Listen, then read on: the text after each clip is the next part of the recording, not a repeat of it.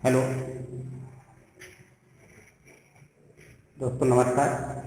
आज हम लोग कक्षा 10 के विज्ञान विषय का जो पहला पाठ है रासायनिक समीकरण, उसके विषय में बात करेंगे।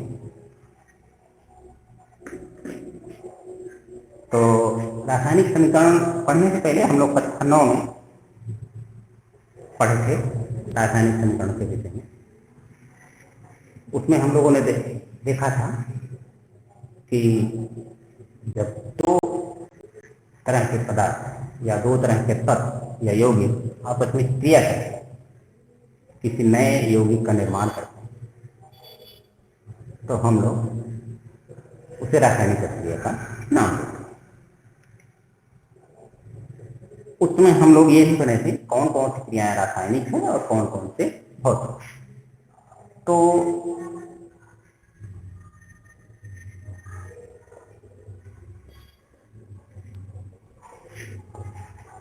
रासायनिक अभिक्रिया, प्राप्त रासायनिक अभिक्रिया करने से पहले हम लोग थोड़ा डिवाइड कर लेते हैं, पीछे चलते हैं छन्नों की तरफ, और उसमें जो अभिक्रिया है उसके विषय में बात करते हैं। वास्तव में क्रियाएं रासायनिक अभिक्रियाएं क्या होती हैं और अभिक्रिया, इसमें दो तरह की क्रिया होती है। एक क्या होती है भौतिक,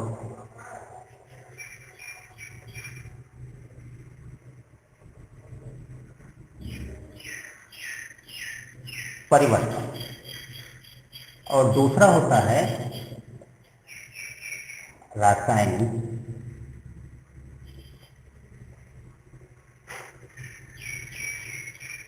परिवर्तन। और रासायनिक परिवर्तन किसके कारण होता है? रासायनिक अभिक्रिया द्वारा। और ये क्या होता है? भौतिक अभिक्रिया।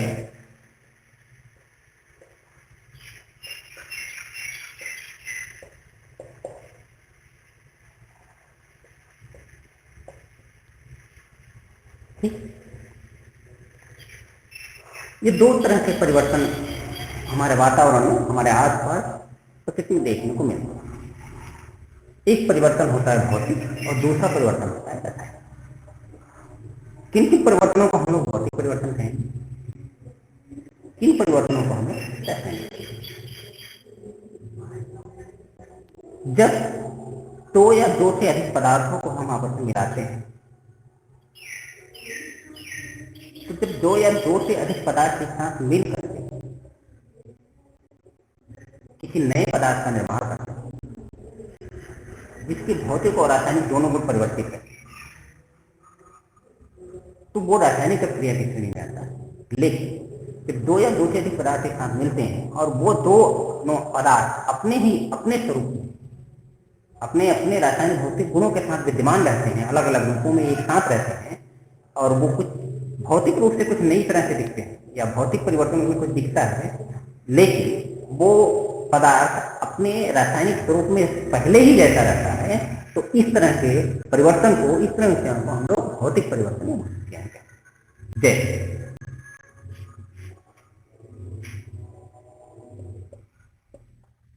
पानी से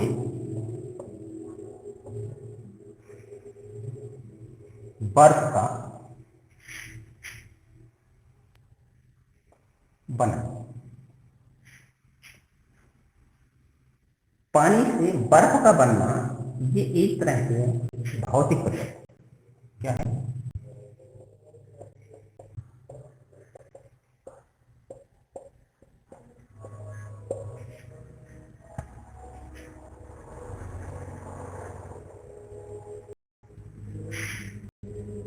नमक का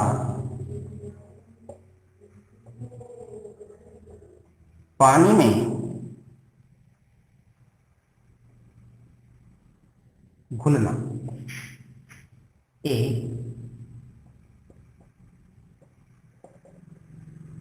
भौतिक परिवर्तन है। ये भौतिक परिवर्तन क्यों है? भौतिक परिवर्तन इसलिए है कि पानी जब बर्फ में परिवर्तित हुआ तो जो बर्फ बना, बर्फ के रासायनिक गुण सारे के सारे बैठे जो पानी के, बस उसका भौतिक स्वरूप बदल गया। वो लिक्विड अवस्था से था, द्रव अवस्था से था, ठोस अवस्था में बदल गया। लेकिन जो पानी के जो अणुओं की रासायनिक संरचना थी, जो उसका स्वाद था, वो परिवर्तित नहीं हुआ, या जो उसका रंग था, जो उसके इसमें की गंध थी, वो उसमें कोई परिवर्तन नहीं हुआ। ठीक है। नमक का पानी में घुलना, जैसे ही नमक को पानी में हम लोग घोलते हैं, नमक और पानी आपस में मिल करके विलयन बनाते हैं, लेकिन पानी अपने पानी के ही रूप में विद्यमान रहता है तथा नमक अपने नमक के रूप में ही विद्यमान रहता है। दोनों अलग अलग रूपों में रहते हैं। वो दोनों मिल करके कोई नए पदार्थ का निर्माण नहीं करते।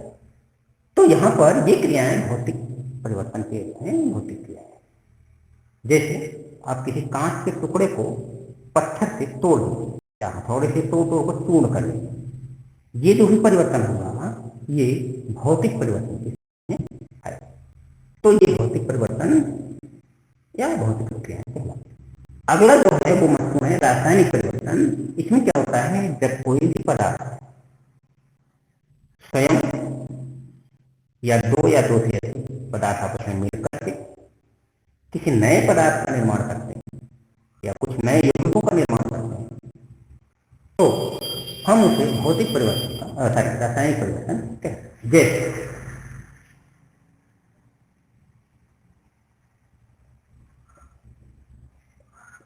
लोहे में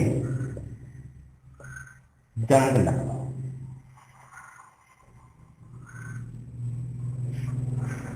जब आप लोहे को खुले वातावरण में रख देते, उसमें हवा और नमी जब लगती है, उसमें जंग लगता है, एक भूरी भूरी से धूल जैसी कण उस पर जम जाती है। तो उसमें क्या होता है कि जो फेरस है वो फेरस ऑक्साइड, लोहे के ऑक्साइड बना लेता है, और वहां पर ये लोहा न रह करके उसमें क्या होता है, फेरस ऑक्साइड। इसलिए लोहे में जंग लगना एक तरह का रासायनिक परिवर्तन है, और ये रासायनिक प्रक्रिया द्वारा होता है। अब जैसे दूसरा क्या है, भोजन को पकाना। तो हम भोजन को पकाते हैं तो उसमें भी रासायनिक प्रक्रिया, उसके अंदर जो पदार्थ कार्बनिक पदार्थ मौजूद होते हैं वो दूसरे पदार्थों में बदल जाते हैं। तो ये भोजन को पकाने में भी रासायनिक प्रक्रिया। और तीसरा क्या, भोजन का पचना, हम भोजन को खा भी लेते हैं और जब पचना शुरू हो जाता है, पच जाता है, उस समय भी रासायनिक प्रक्रिया होती है। क्या, जैसे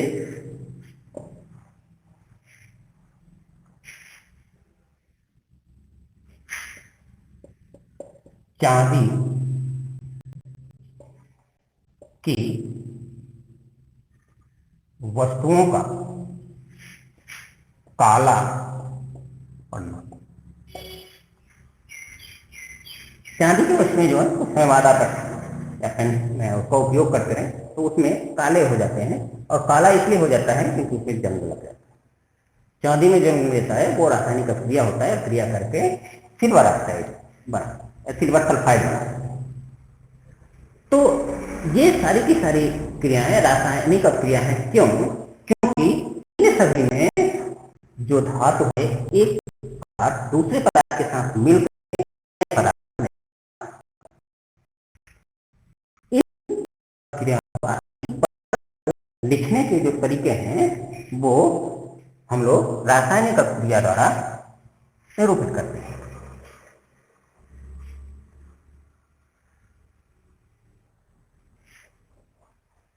जैसे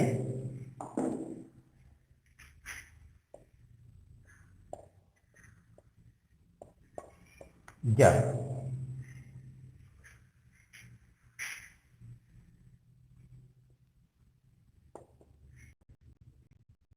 हाइड्रोजन तथा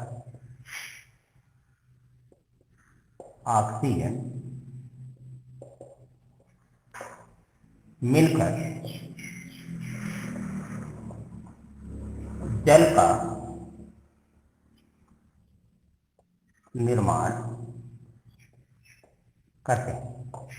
तो हम क्या लिखेंगे, हाइड्रोजन धन ऑक्सीजन, और यहां पर क्या होगा, जल को, जल का उसका साधारण नाम है, ये हो जाएगा हाइड्रोजन ऑक्साइड। ये क्या है, ये शब्दों में लिखा हुआ है, ये शब्द समीकरण क्या है, रासायनिक शब्द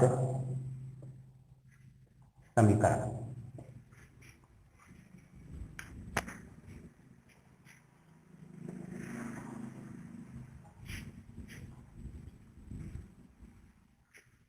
तो यहां पर ये जो है, ये रासायनिक शब्द समीकरण, जैसे लोहा है, लोहा और ऑक्सीजन मिलकर फेरिक ऑक्साइड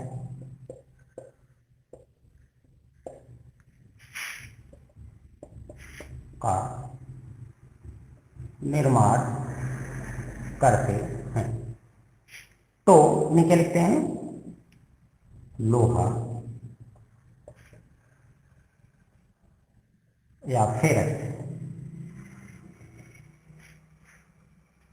धन ऑक्सीजन बराबर फेरिक ऑक्साइड। ये क्या है, ये इस क्रिया का शब्द समीकरण।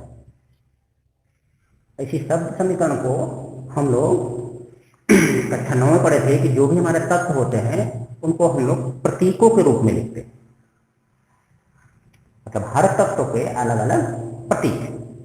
और जब कोई भी तत्व के आपस में परमाणु मिल करके अणु का निर्माण करते हैं तो वो हो सकता है कि एक तत्व के अणु का निर्माण करें, जैसे यहाँ पर हाइड्रोजन ऑक्सीजन, ये अलग अलग तत्व हैं।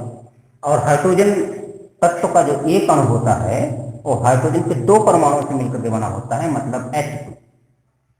ये हाइड्रोजन अणु का सूत्र, इसमें हाइड्रोजन के 2 परमाणु मिलकर के एक हाइड्रोजन अणु का निर्माण करते हैं। ठीक इसी तरह ऑक्सीजन के 2 परमाणु मिलकर के O2 ऑक्सीजन के एक अणु का निर्माण करते हैं। तो किसी भी तत्व के परमाणु आपस में मिलकर उसी तत्व के अणु का निर्माण कर दें, या 2 अलग अलग तत्वों के परमाणु मिलकर के यौगिक का निर्माण करें। जैसे यहां पर हाइड्रोजन और ऑक्सीजन मिलकर के हाइड्रोजन आता है H2O, ये क्या है, एक यौगिक का निर्माण कर दिया, और इस यौगिक का नाम है हाइड्रोजन ऑक्साइड, जिसे कहते हैं हम लोग जल। ये एक यौगिक है और ये दोनों।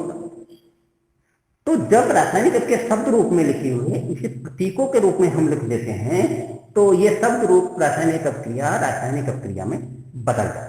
जैसे यहाँ पर लिखा हुआ है, यहाँ पर लिखा हुआ, इसी को हम लोग दूसरी रूप में लिखते हैं। जैसे ये क्या है, H2 हाइड्रोजन प्लस O2, और यहाँ क्या बनेगा, H2, ये क्या है, हाइड्रोजन के अणु, ये ऑक्सीजन के अणु और ये पानी के अणु। ये क्या है, रासायनिक अभिक्रिया। ठीक इसी तरह यहां भी लिखा जा सकता है He फेरस प्लस O2, ये अभिक्रिया यहां बनेंगी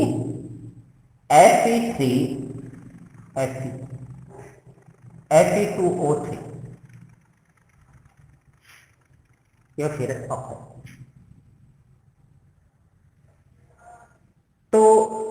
जब भी हम वातावरण में दो या दो से अधिक तत्वों को आपस में मिला करते हैं और एक तीसरे तत्व का निर्माण होता है तो वहां पर रासायनिक परिवर्तन होता है, और वो रासायनिक परिवर्तन को लिखने के लिए या करने में रासायनिक अक्रिया द्वारा होता है, और उस रासायनिक अक्रिया को हम इस तरह लिखते हैं, क्या करते हैं कि उसे जिन भी पदार्थों को मिला रहे हैं उनके तत्वों के अणुओं का रासायनिक सूत्र लिख देते हैं, और जो पदार्थ बन रहा है उनके तत्वों के अणुओं से, जिन तत्वों के अणुओं से मिलकर के बन रहा है उसके भी लिख देते हैं रासायनिक सूत्र। जिनसे मिलकर के बन रहा है उन्हें कहते हैं अभिकारक, कहेंगे अभिकारक, और जो बन रहा है उसे कहेंगे उत्पाद।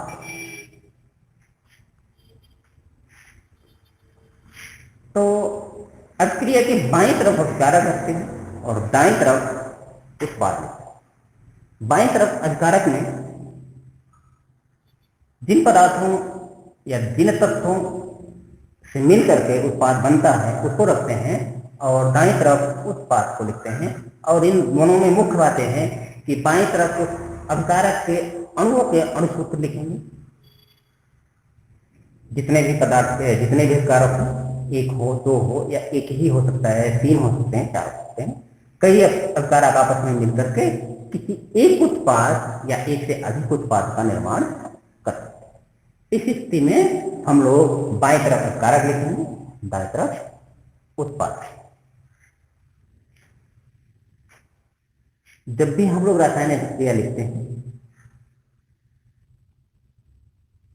एक संतुलित रासायनिक अभिक्रिया लिखने के लिए जितने भी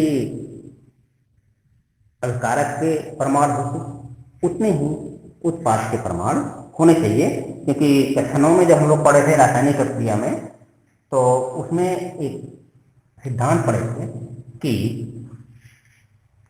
रासायनिक अभिक्रिया द्वारा न तो पदार्थ को उत्पन्न किया जा सकता है न तो नष्ट किया जा सकता है, या दूसरे शब्दों में पदार्थ को न तो उत्पन्न किया जा सकता है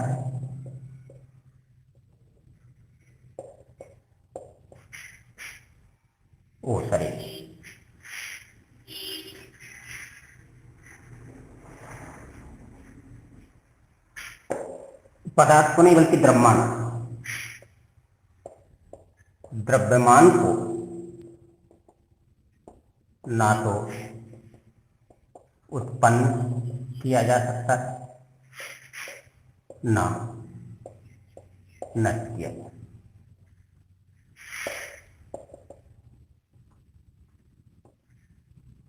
मतलब जितना मास है अभिकारक का, द्रव्यमान न तो उत्पन्न होता है ना तो नष्ट, बल्कि एक रूप से दूसरे रूप में बदल जाता है। तो कहने का मतलब अगर आप रासायनिक अभिक्रिया लिख रहे हैं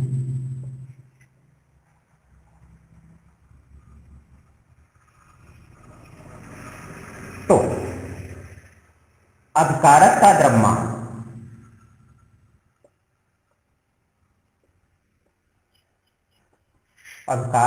द्रव्यमान बराबर उत्पाद का द्रव्यमान। जितना अभिकारक का द्रव्यमान होगा उतना ही उत्पाद का द्रव्यमान। और इसी सिद्धांत का उपयोग करके हम लोग रासायनिक समीकरण को संतुलित रासायनिक समीकरण में लिखते हैं। संतुलित रासायनिक समीकरण वो समीकरण होता है जब अभिक्रिया के दौरान जितने भी परमाणु उत्पाद में होते हैं वो सावर आपस में अभिक्रिया करके, अभिक्रिया के दौरान जितने भी परमाणु अभिकारक के पास होते हैं वो सारे अभिक्रिया करके उत्पाद का निर्माण करते हैं। हो सकता है कि उत्पाद कई उत्पाद हो, मतलब कई पदार्थ का निर्माण कर रहे हो, लेकिन जितने भी पदार्थ निर्माण करेंगे उत्पादन के बाद जो परमाणुओं की संख्या होगी और उत्पादन से पहले अभिकारक में परमाणुओं की जो संख्या होगी वो दोनों आपस में बराबर होती, और इसी आधार पर हम लोग संतुलित रासायनिक समीकरण लिखते हैं। क्या? संतुलित रासायनिक समीकरण।